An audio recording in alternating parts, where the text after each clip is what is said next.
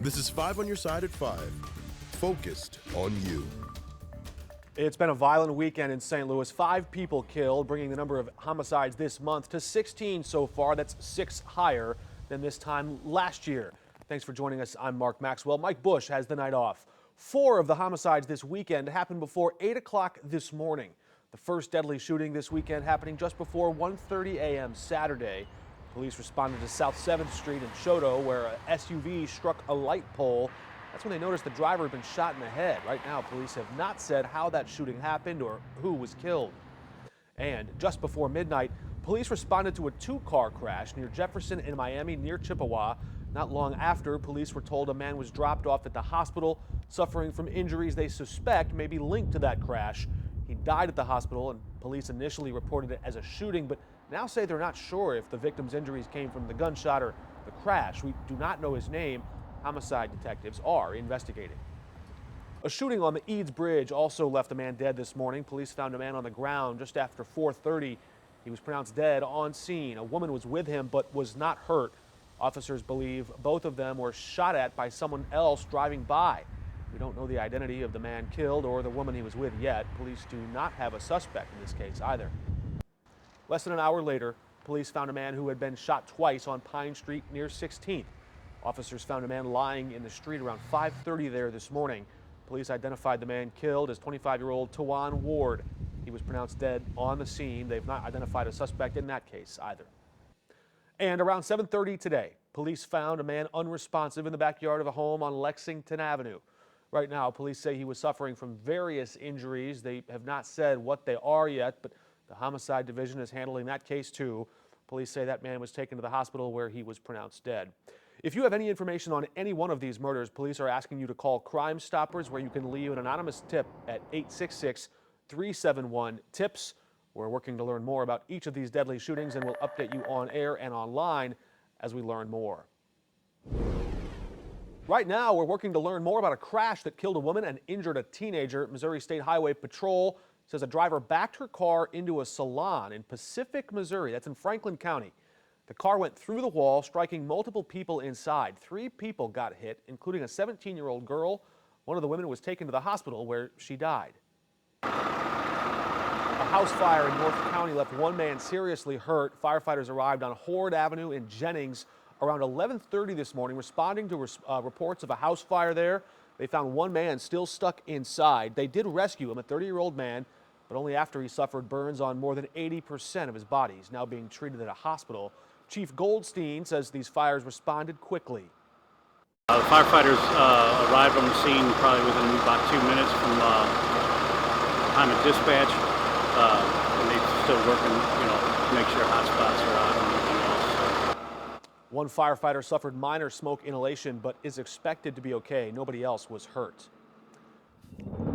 All right, we're now taking a live look downtown. Let's see the camera here. It looks a little foggy today after a week of cold rain and dense fog, but the temperatures will pick up, and we might finally see the sun break through in the days ahead. Weather First meteorologist Gary Frank is here to tell us a bit more about that. Hey, Gary. Yeah, it seems like we've been stuck in this cloud cover, fog, rain off and on the last few days, and we sure have been, and we still are to some degree. You see that low cloud cover. Just how long has it been? Well, it's been so long that we've had to keep this countdown going. I made it yesterday, and it's still here. We're almost approaching 1 straight week of overcast conditions here in St. Louis. So we just keep counting on to this.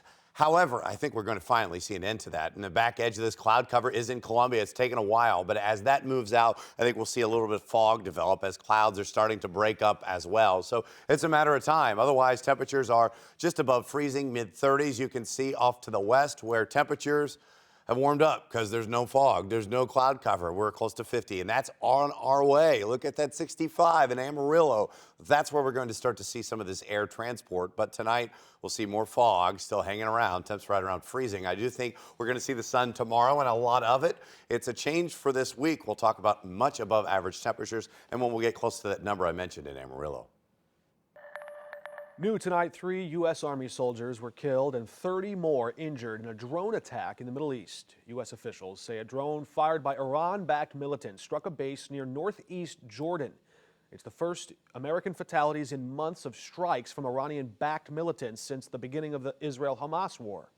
President Biden put out a statement today in reaction saying, quote, "Today America's heart is heavy," and the service members were, quote, patriots in the highest sense. Today, some area healthcare professionals are coming together in support of the displaced residents at the Heritage House. This afternoon, some nurses set up shop at the Hilton at the airport, providing free blood pressure screenings and other health services for residents who have moved there temporarily. Frigid temperatures caused pipes to burst inside that high-rise, causing tenants to evacuate. If you want to help any of these displaced residents, we have some resources you can find up on ksdk.com. A new initiative is in the works to help Missouri students suffering from a substance use disorder. This year's state budget is allowing for a recovery high school in our city, helping struggling students get well and earn their diploma. A group in St. Louis is coming together to get the word out to lawmakers to nail down funding for it. They sat down with 5 on Your Side's Travis Cummings to explain why they're so passionate about a project like this. I knew I needed to do something. Everyone here either knows someone or has their own experiences with substance use. I have both bipolar disorder and I've been sober for 37 years. It's why Kelly Understall started the nonprofit Aspire Advocates for Behavioral Health back in 2021 to make the road for young people with problems easier. She remembers what it was like in a normal high school. There was a lot of drugs and alcohol still there. My old friends were there who I used with. 17-year-old Eva Fingerhut spiraled after pressure in class and being bullied. I would used to get over my emotions, and when I would do that, it would take a toll on my family relationships with my friends, and academically, I was failing classes. With both Fingerhut and her brother using, their father was committed to getting on board to save families. There's a path to nowhere with it. It just really spirals to a situation where it's majorly dysfunctional. The CDC says of the 70,000 teens in Metro Missouri, ages 14 to 19, 22.7% abuse drugs and 18.8% actively binge drink. 25% have been offered or sold drugs at school. Appointment. This group is now rallying behind $10.4 million going towards a recovery high school in St. Louis, where students can get designated treatment and learn. 20 percentage points higher likelihood of graduating. It's led by peers and a specific sobriety counselor. Not an academic person, but a person who really connects with the kids. We were in the Capitol doing outreach, calling on legislators so that we can get these funds allocated. Adults and teens looking to be a light in the lives of others. Like that, if we can just save a handful of kids from dying and a multitude of kids to give them a path, it's worth every bit of our effort. Travis Cummings, 5 on Your Side. If you want to get involved, you can find contact information for the Aspire Advocates under the As Seen on TV section on ksdk.com.